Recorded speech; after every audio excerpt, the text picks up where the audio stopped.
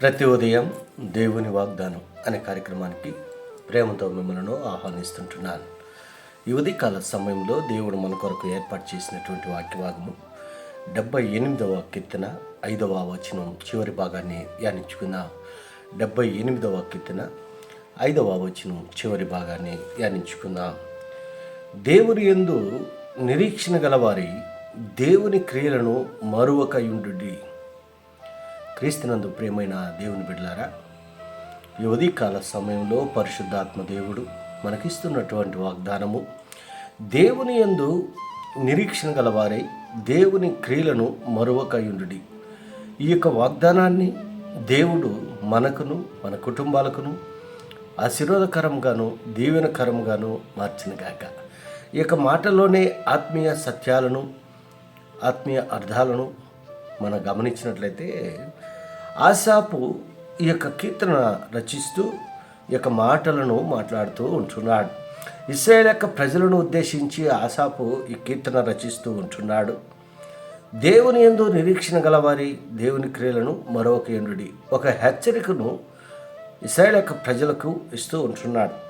అంత మాత్రమే కాదు, కానీ మరి నిరీక్షణ, దేవుని యందు నిరీక్షణ, దేవుని కొరకు ఎదురు చూచుట, మరి ఉండుట, ఆయన క్రియలను మరొక ఉండుట ప్రతి ఒక్కరి జీవితంలో అది చాలా ప్రాముఖ్యమైనట్టు. ఎందుకనగా దేవుడు చేసినటువంటి క్రియలు ఇశ్రాయేలు యొక్క ప్రజల జీవితాల్లో ఐగుప్తు దేశంలో నుండి మొదలుకొని వారు కానాను దేశం చేరు వరకు ఈ మధ్యలో అనేక అద్భుత క్రియలు వారి జీవితాల్లో దేవుడు జరిగించి ఉంటున్నాడు.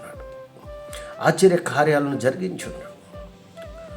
వాటన్నిటినీ మరొక ఉండడి అని చెప్పి ఆసాపు వారికి ఒక హెచ్చరికను చేస్తూ ఉంటున్నాడు. దేవుడు చేసేటువంటి క్రియలను, దేవుడు చేసేటువంటి అద్భుతాలను అనేకములుగా వారి జీవితాల్లో ఉంటున్నాయి.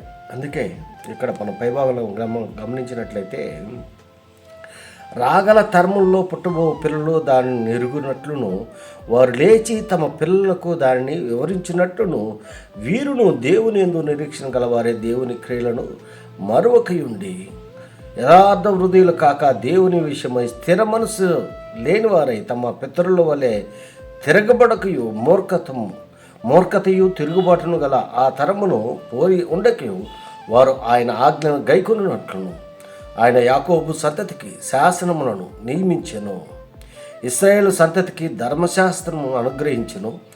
మన పితరులు తమ పుత్రులకు దానిని తెలపవలనని వారికి ఆజ్ఞాపించెను. ఐగుప్తు దేశంలోని సోయను క్షేత్రమందు వారి పితరులు చూచుచుండగా ఆయన ఆశ్చర్య కార్యములు చేసెను.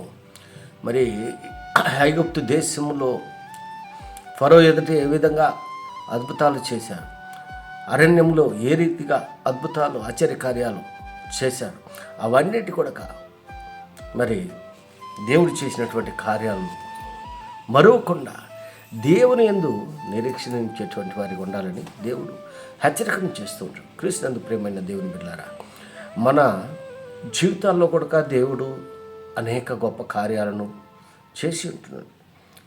దేవుడు చేసినటువంటి గొప్ప కార్యాలు, క్రియలు, మనం ఈరోజు సజీవంగా ఉంటున్నామంటే అది దేవుని కృప ఉంటుంది. దేవుడు చేసినటువంటి క్రియ, దేవుని యొక్క చిత్తాన్ని మన పట్ల ఏ రీతిగా కలిగి ఉంటున్నాడు. తరతరముల వరకు నేను నిన్ను ఆశీర్వదిస్తాను, నీ పిల్లలను నేను వృద్ధి చెందించేదని చెప్పి దేవుడు వాగ్దానం చేశాడు. ఆ వాగ్దానాన్ని దేవుడు నిలబెట్టుకుంటూ ఉంటున్నాడు.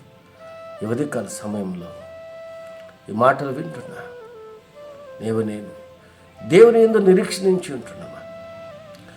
దేవుని యందు నిరీక్షించి ఆయన క్రియలను మరవకుండా ఆయన్ను స్తుతించేటువంటి వారిగా, ఆయనకు కృతజ్ఞతాస్తుతులు చెల్లించేటువంటి వారిగా నేను ఉండాలని ఈ కొద్ది మాటల ద్వారా నేను హెచ్చరిక చేస్తున్నాను. దేవుడి యొక్క మాటలను మరెక్కువగా మీకును మీ కుటుంబాలను ఆశీర్వాదకరంగాను దీవెనకరంగాను దేవుడు మార్చిన గాక. ఆమేన్.